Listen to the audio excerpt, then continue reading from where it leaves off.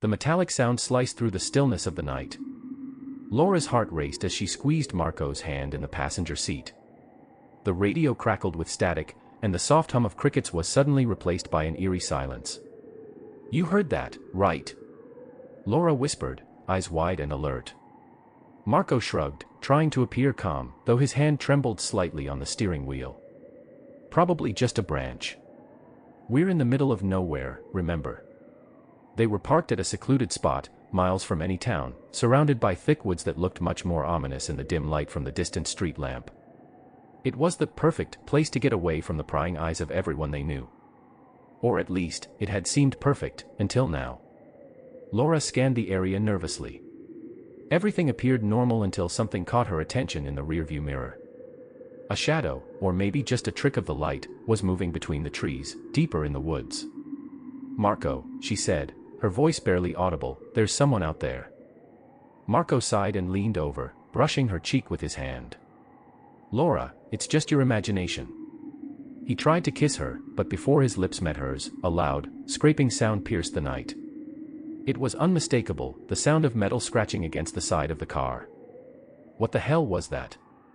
Marco shot upright, peering out his window, his bravado gone. Laura's pulse pounded in her ears. Her fingers fumbled to lock the doors, her instincts screaming that something was very, very wrong. The stories she'd heard so many times, urban legends meant to scare people into staying away from isolated places, came flooding back to her mind. The Hookman, they called him. A killer with a hook for a hand, who stalked young couples, dragging his sharp metal hook along the side of cars, before. Her thoughts were interrupted by another screech, this time louder and closer. The sound of something, no, someone, scraping the window on the passenger side. "Marco, we need to leave. Now."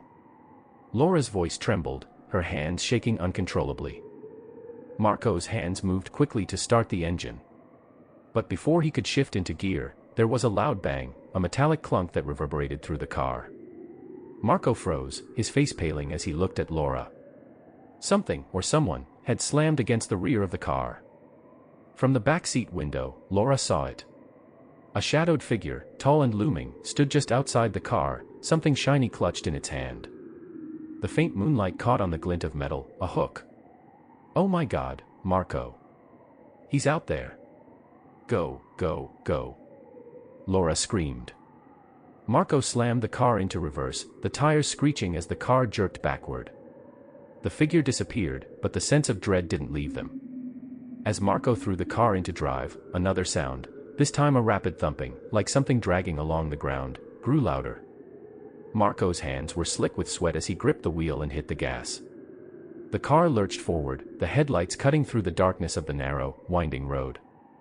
For a moment, it seemed like they might have escaped.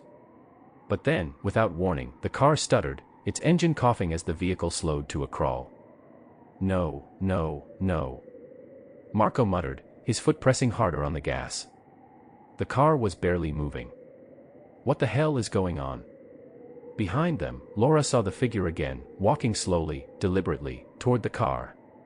His hook gleamed in the moonlight, and Laura could now make out his face, half covered by a tattered hood.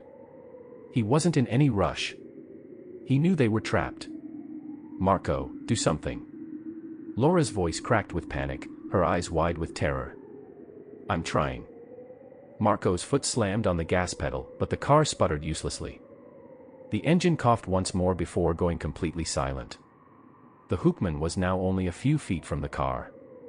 He raised his hook high above his head, bringing it down on the roof with a deafening clang. Laura screamed, her hands covering her ears as the sound reverberated inside the car. Marco fumbled with the keys, desperately trying to restart the engine, but his hands were shaking too much. The Hookman moved to the passenger window, his cold, dead eyes locking onto Laura's.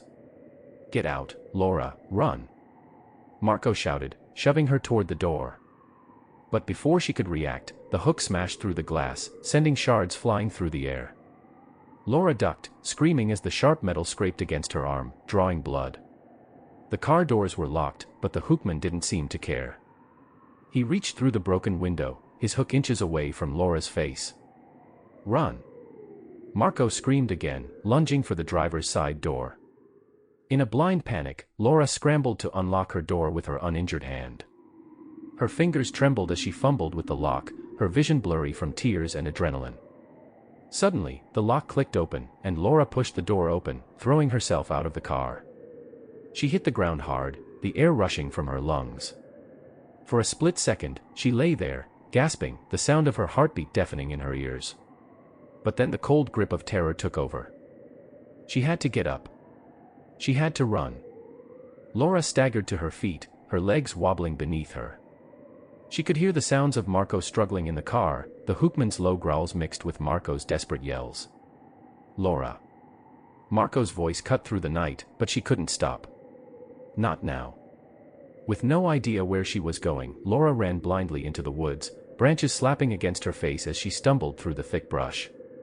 The world around her seemed to close in, dark, suffocating. Behind her, the sound of footsteps grew louder. He was following her. Of course he was. Laura's lungs burned as she pushed herself to keep moving, but every step felt heavier, her body screaming in exhaustion and fear. Just when she thought she couldn't go any further, she saw it, a small cabin, barely visible through the trees. A flicker of hope ignited in her chest. Without thinking, she sprinted toward it, the last of her strength pushing her forward. She reached the door and pounded on it with all her might. "Help! Please, help me," she cried, her voice raw with terror. There was no response. Her heart sank. She tried the door, locked. Desperate, she looked for something, anything, to defend herself. Her eyes landed on a rusty shovel leaning against the side of the cabin. She grabbed it, her hands trembling so much she could barely hold onto it. The footsteps were closer now. Laura turned, her breath catching in her throat as she saw him emerge from the woods. He stepped into the clearing, his hook glistening with fresh blood. Marco's blood. This was it. Laura gripped the shovel tighter, backing up against the door. Her mind raced with thoughts of escape, but there was nowhere left to run. The Hookman approached slowly, savoring her fear. He raised his hook, ready for the final blow. Suddenly, the cabin door swung open behind her. A strong hand yanked Laura inside just as the Hookman lunged. The door slammed shut, and Laura collapsed to the floor, sobbing with relief. She looked up, her eyes meeting those of a man, his face lined with worry and confusion. "What the hell is going on?" he asked, locking the door and sliding a heavy bar into place. "He's out there. He killed Marco. He's going to kill me," Laura gasped between sobs, barely able to get the words out. The man glanced out the window, his face tightening as he saw the figure stalking outside the cabin. He turned back to Laura, his voice low and serious. "We're not safe here. We need to go to the basement. Now." He helped her to her feet, guiding her down a narrow staircase. Laura's legs felt weak, but the adrenaline kept her moving. As they descended into the basement, the pounding on the door above started again. This time, it was more violent. The Hookman was trying to break in. Laura's hands shook uncontrollably as they reached the bottom of the stairs. The men quickly shut the basement door, bolting it from the inside. For a moment, the world was silent again, save for Laura's ragged breathing. She clutched her arm, the blood from her wound dripping onto the cold floor. The man looked at her, his eyes filled with concern. "Who is he? Why is he after you?" I don't know," Laura whispered, tears streaming down her face. "It's the Hookman. He's going to kill us." The man didn't respond, but his expression told her everything she needed to know. There was no reasoning with someone like the Hookman. Suddenly, the sound of wood splintering echoed through the cabin above. The door had given way. Laura's heart sank. The Hookman was inside. Steps echoed from above, slow and deliberate. He was searching for them. The men grabbed a crowbar from a nearby shelf, motioning for Laura to stay behind him. "If he comes down here," he whispered, "I want you to run. Don't stop. Just run." Laura nodded, her throat tight with fear. She could barely breathe. The footsteps upstairs grew louder, moving from room to room. Laura squeezed her eyes shut, praying silently that he wouldn't find them. But deep down, she knew he would. There was a sudden creak, the unmistakable sound of the basement door opening. The Hookman had found them. The man held the crowbar tight, his knuckles white. Laura backed away, her breath coming in shallow gasps. Then, with a loud bang, the basement door was kicked open, and the Hookman stood at the top of the stairs, his hook raised menacingly. Everything happened in a blur. The man charged forward with the crowbar, swinging it with all his strength. The Hookman blocked the blow with his hook, the sound of metal clashing filling the air. "Run, Laura," the man shouted, but she couldn't move. She was frozen in place, her mind screaming for her legs to work, but they wouldn't. The Hookman shoved the man aside, sending him crashing into the wall. He turned his gaze to Laura, his eyes cold and empty. This was it. The end. But then, a loud crack echoed through the basement.